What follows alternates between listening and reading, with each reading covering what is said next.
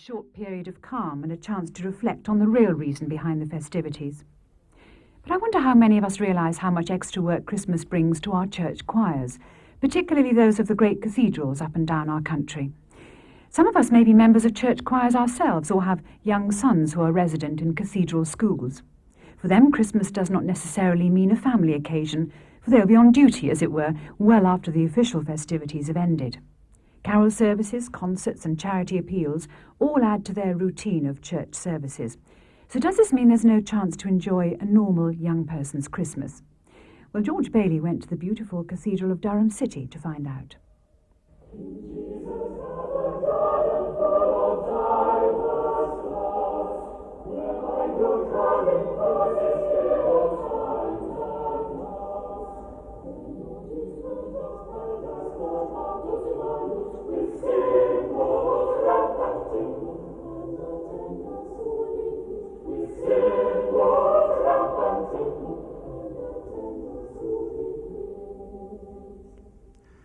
No one really knows when choral singing first began in Durham Cathedral, but for more than 4 centuries the nearby chorister school has provided the backbone for its choir, one of the finest cathedral choirs in the world.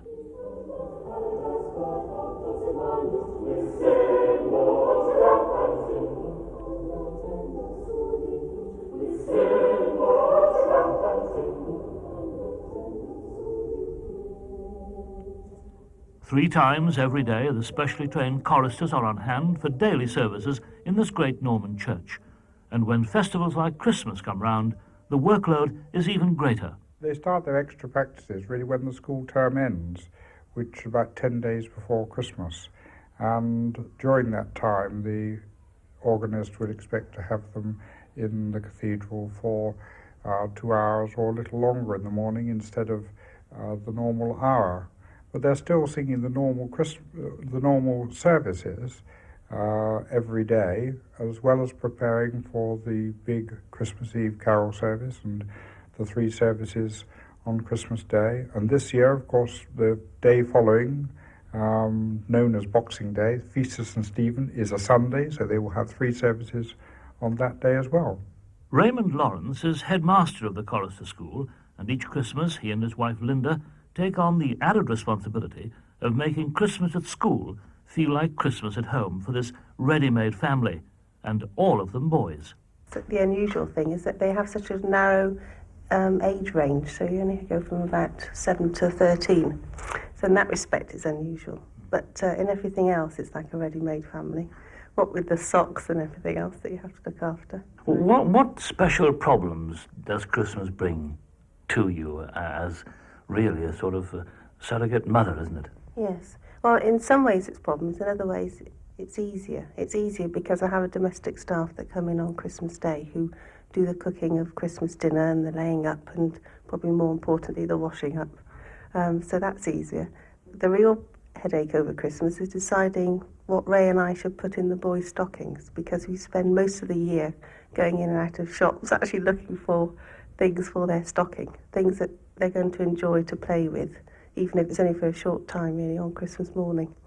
And then we get all the socks together and then divide all these things up, like vampire teeth and sort of horrible plastic spiders and things they can frighten everybody with. And then I have to spend probably about half an hour on each stocking, actually wrapping up all these little things and putting them in. So that's sort of a headache in the length of time it takes. But generally it's a super time because the Christmas dinner is arranged. The boys are obviously really happy. They enjoy singing in the cathedral. And then when they come back after having done 3 services, we have the super dinner in the evening, to which the Dean of Chapter come and sort of thank the boys for their help, just over a drink. And then we clear everything up, and then it's all hell let loose as the games start. During chorus period, we go to many parties from the organist, from some of the canons. The headmaster gives us a party, and in the morning we have stockings, and from the headmaster Christmas morning, and we just give him our stocking, and he fills them up with presents that him and his wife have just bought, and we go through a service as a Sunday, though it won't be a Sunday. It'll be a Saturday this year, but it's as a Sunday. And we sing by the Christmas tree, and we do all sorts of activities in the cathedral.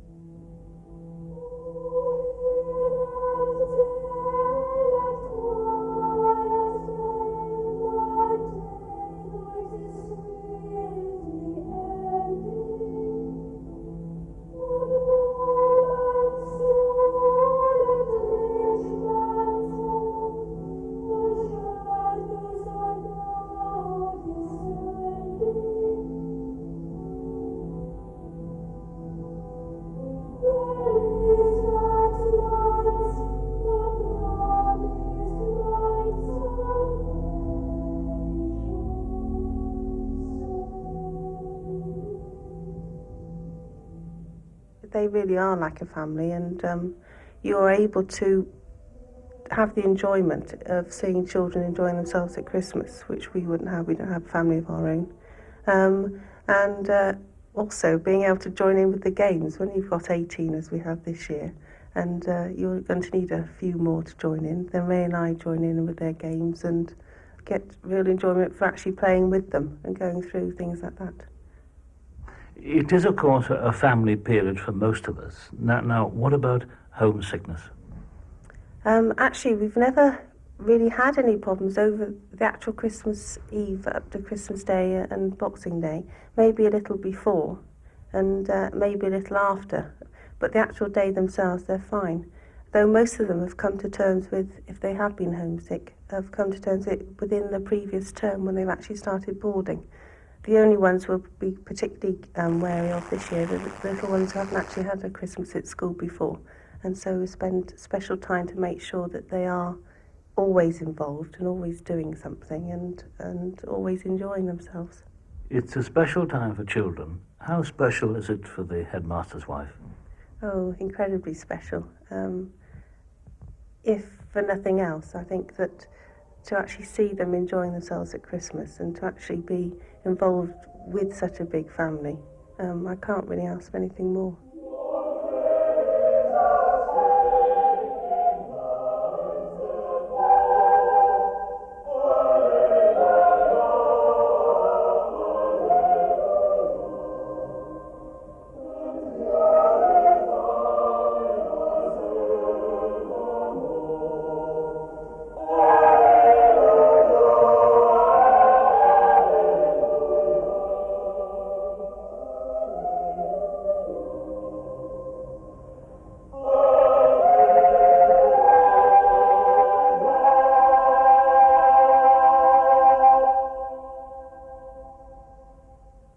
Magnificent singing of the choristers from Durham Cathedral.